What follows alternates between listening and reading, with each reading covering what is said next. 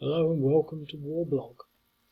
Today I'm not going to play a game that I've spent quite a while working on, which is sort of not unusual, but I think this has got to be the record for the amount of time it's taken me. It's still not brilliantly complete, but just to give you an idea how long it's taken me, usually the game I review or look at is at the top of the list. So this is the first page. Obviously I'm still behind on games, but I'm still yet to do this and I haven't done anything on that yet. I mean, this was a pending one before and that's quite big, and I did that. There you go, and it's finally done. And the reason I'm not going to play it today, I'm not going to be playing, because you can just see almost from the size of it. Now, I would love to play this. It looks better on my other screen because it sort of fills the screen out and you can see the whole map. The map was difficult.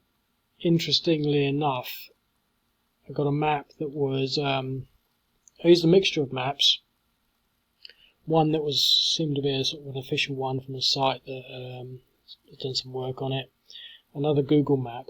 But I could never find anything out. The problem with the one that was on the site was it's from 1901, so it was pretty sort of out of date. And so I've tried to keep the names on this map similar to the ones on the historic map.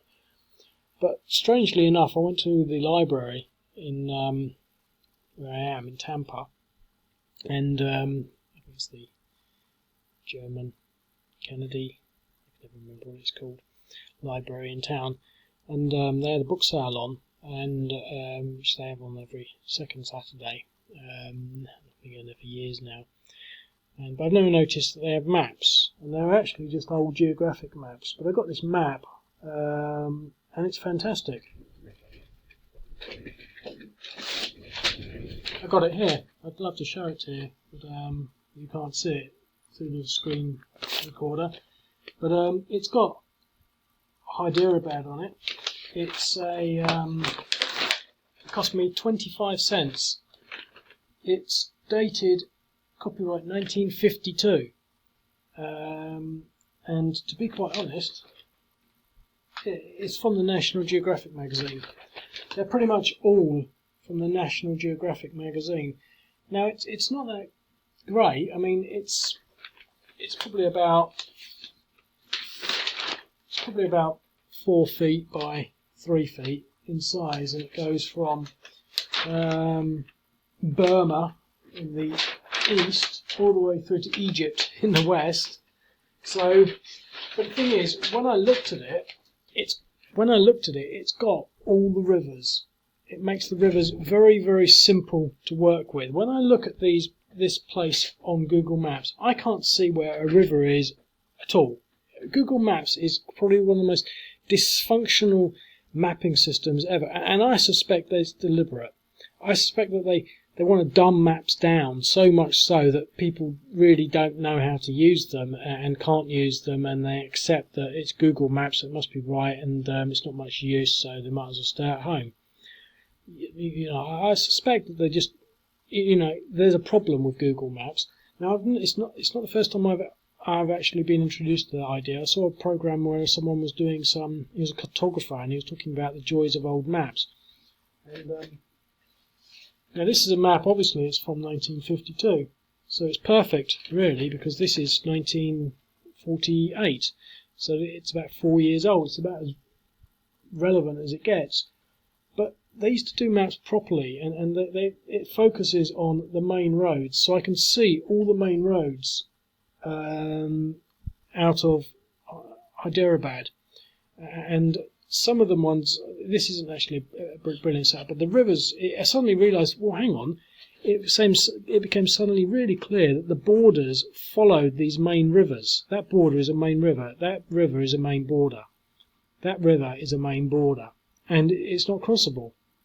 And it basically made it very clear where all these rivers went. And it also became, I think I got all these town places from that. I'm pretty sure I did. But and it's even got the names of the rivers. So I don't want to sort of spend too much time talking about how great that map was, but the map for this took me forever. I mean, it's a big map, and I don't really like doing the big ones because, you know, you do a size game like that and it takes X amount of time. You do it like this, it takes 4 times without even before you go any further. I'm not so keen on the fact that it's all woodland. It's just, you know, I've spent ages getting this far. I think there's some mountains here, and I did actually look up vegetation type on my thing, on my sort of yoga tablet thing the other day as I was relaxing, and so I might come back and do that. But yeah. So and then there's, oh, you wouldn't believe how difficult it is to, you know, the actual order of battle. There isn't one. What I did, this is pretty much sort of where I got my order of battle from. So I've basically copied these things out, sort of trying to guess what was what, putting them into these 4 things here. And this is like a 1902 map. This is the one I started with. It's a 1902 map. 1909, you can see, 1909. So I've sort of taken that, and where it says cavalry, I've put mechanized infantry. And this is the 17th Horse, but it's actually 17th Horse Lesser Squadron. And then there's down here, somewhere else there'll be a squadron of the 17th Horse. Or not. It does, yeah, squadron 17th Horse over there. So this one obviously is from this, which is 17th Horse Lesser Squadron, which happens to be over there, etc., etc.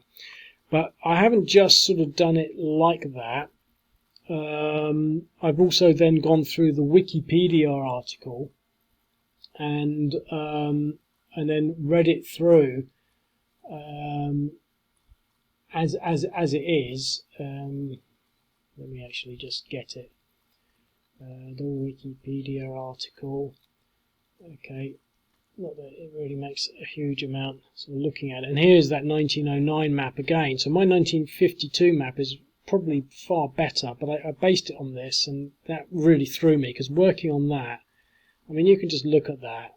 There's just it's not easy to see that that is a river. Although now I know it is, it's obvious. That's maybe a bit easier. But a lot of these names just don't exist. They're not comparable with names that are actually there. But so what I've done, they've got this sort of. One of the things that's interesting about this is just 5 days, and it's very clear what happens on those 5 days.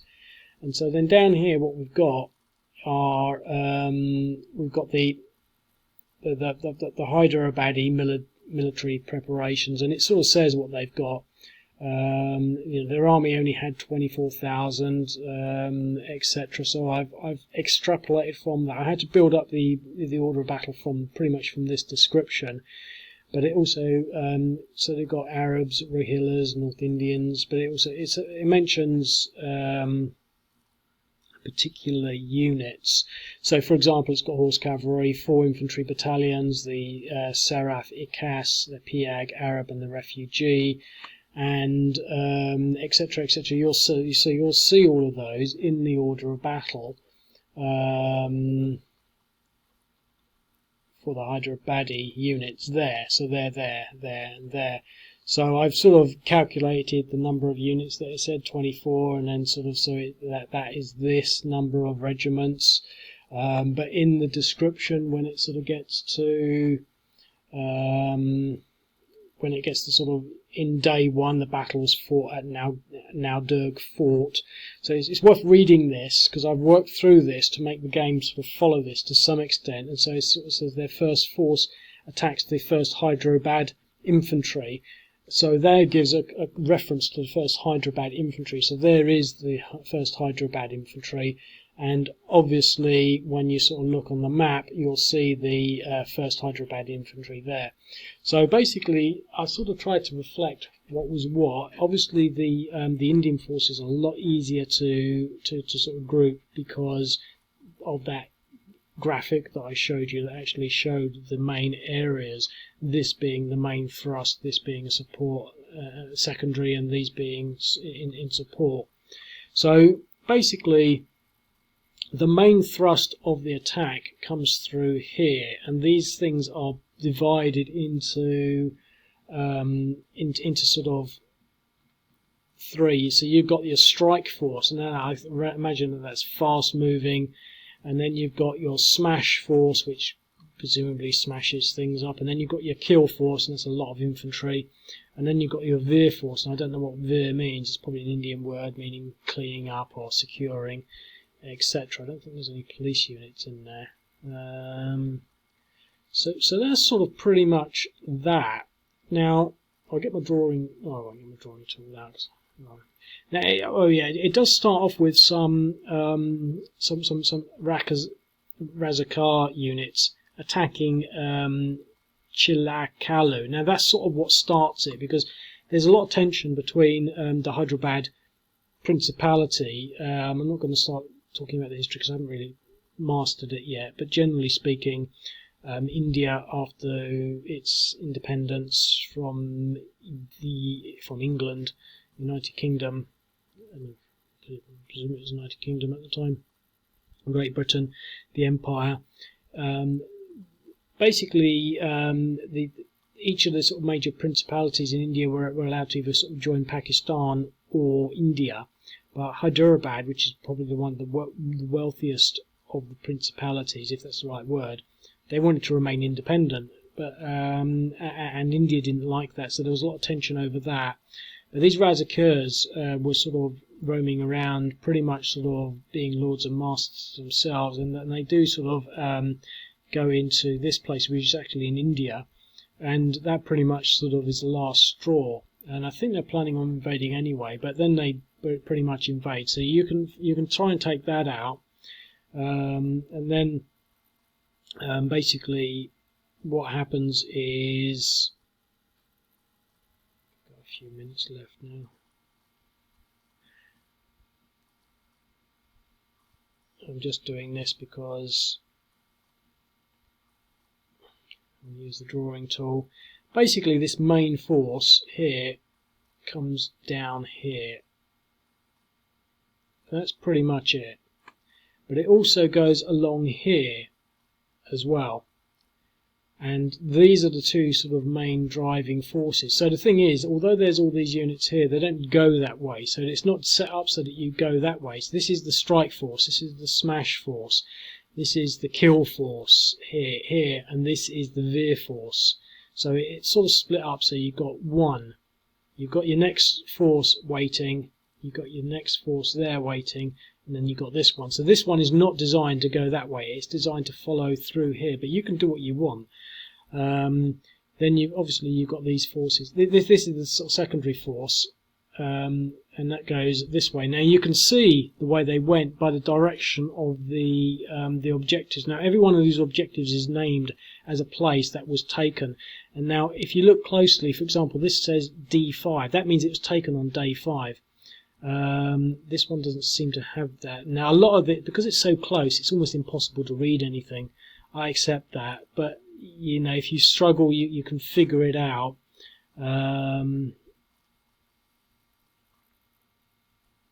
For example, Osmanabad, Lahora, and Tujapur. So that was day 1. They took Osmanabad on day 2. So they didn't sort of steam through here. You know, day 2 there, day 3 they got to there. Momimabad, it doesn't actually say. But so got 20 seconds left. So anyway, these ones come down here, and they seem to get about that far. These ones don't seem to really do much, but they come down here. But you've got such big numbers. This is going to be a great game. I wish I could just sit there and actually commit the sort of time required to actually play this, because it just seems, you know, it's a 5-day game, so it's not even sort of stretched out for, you know, it's not sort of like an extended campaign that you've got to squeeze in. It's almost believable. Anyway, I've got to go, so cheerio, bye.